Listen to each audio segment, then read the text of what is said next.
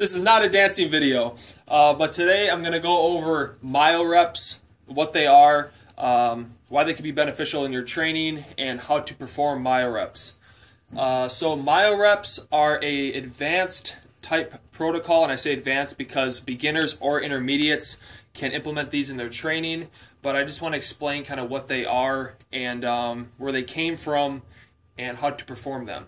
So they were popularized by a guy named Borge Fagerli, a Norwegian strength coach, and it's a rest-pause type training style. I'll kind of show you what that means in a second when I do them.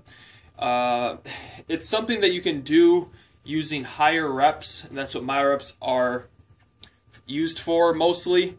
You can do them for lower reps, but they shine mostly in the higher rep area. And higher reps, I mean 20 to 25 reps per set. I'm not speaking like 100 rep sets or anything like that. But a lot of the issues when you're doing higher rep sets is that the intensity is so low that you don't get a good enough, you don't have enough stimulus to create growth, muscle growth. Because it's like if I had a pencil, I was just curling a pencil all day, I wouldn't get big biceps because there's not enough load on the arm for the muscle to adapt. So that's usually the issue that happens when you train with high reps.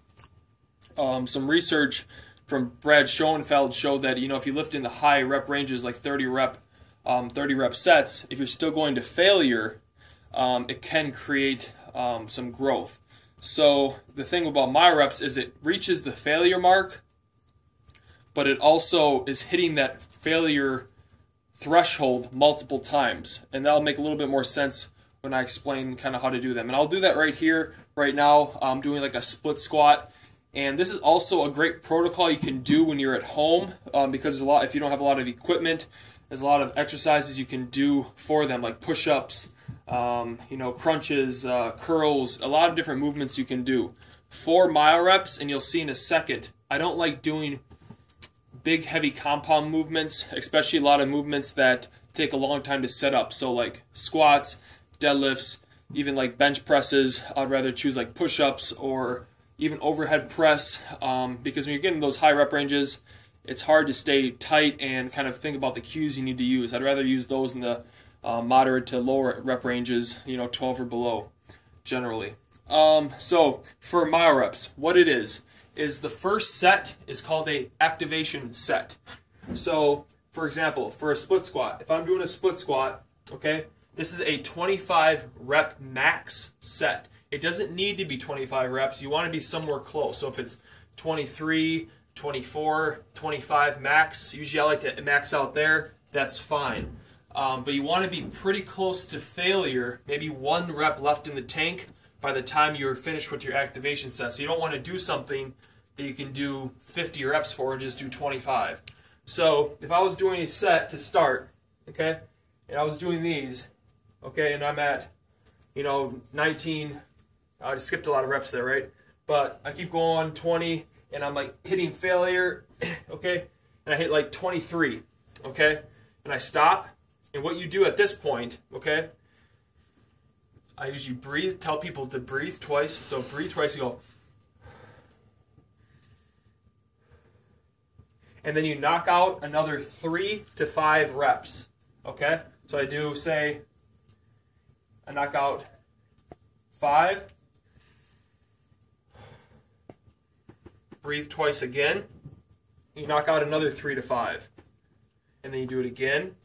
You knock out another 3 to 5.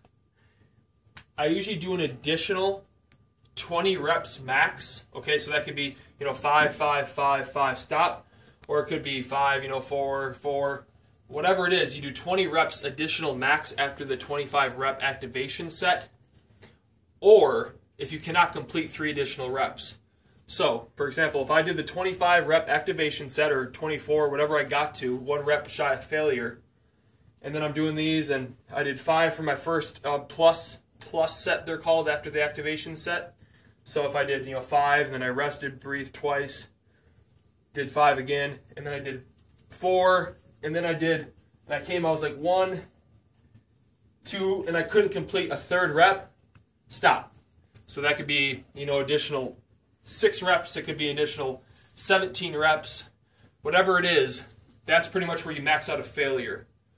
And the reason for that is those plus sets after the activation set is hitting a very high muscle fiber recruitment threshold. So instead of just people, when they do higher rep sets, they go to failure, and that's good. But that short rest of only like 1 or 2 breaths, you're still reaching the high muscle fiber recruitment. So you're getting that almost that heavy load, like if you're training with heavy weights, but you're getting that stimulus with a very light load. So it's something that you can do, especially in a daily undulating periodization program, because you're not consistently training with heavy weights. It's like a lighter load. It's almost like if you're familiar with blood flow restriction training, it's similar to that, but you're not using any occlusion or anything like that. And you can also do it for a lot of different exercises, like I said, push-ups. You can pretty much do it for anything. So that whole sequence, usually for beginners, I like to do the 25 rep activation set and then the plus sets until an additional 20. And usually, if you can complete 25 reps, an additional 20 reps for the plus sets, you increase the weight the next time you do that movement. And that whole cycle right there is called like 1 Myo-Rep series. So for beginners, I like to do 1 Myo-Rep series. And for more intermediates or people who are more further along in a program, or for advanced athletes, I like to do usually 2 Myo-Rep series. So once you're able to complete all 25 reps, an additional 20 reps, and then you can rest, if you want to superset it or if you just want to rest. And you come back again, you do an additional, if you do 25 and then 20 for your plus set, you guarantee you can increase the weight the next time you do that movement for a Myo-Rep day or a Myo-Rep exercise. I think that pretty much covers it. Like I said, you can have how to implement this in your days, your training days. There's so many different ways I've implemented with like a whole Myo-Rep day. You could do that. I actually like that a lot. Like I said, in a daily undulating periodization program. The also thing about Myo-Reps, there's also been some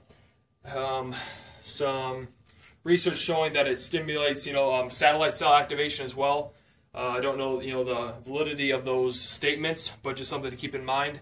But you can also add them at the end of a training day. So if you have like a chest day or something like that, maybe at the end of the day you do like, after you're done doing your heavy pressing or any other pushing exercises, you do a Myo-Rep, chest flies or pec decks or something like that to do your chest. Just some ideas. Like I said, the ways are endless that you can use them in. So hopefully that makes sense. If you have any questions on how to do Myo-Reps, let me know. And I think that should be about it, guys. But before I go, I'm out.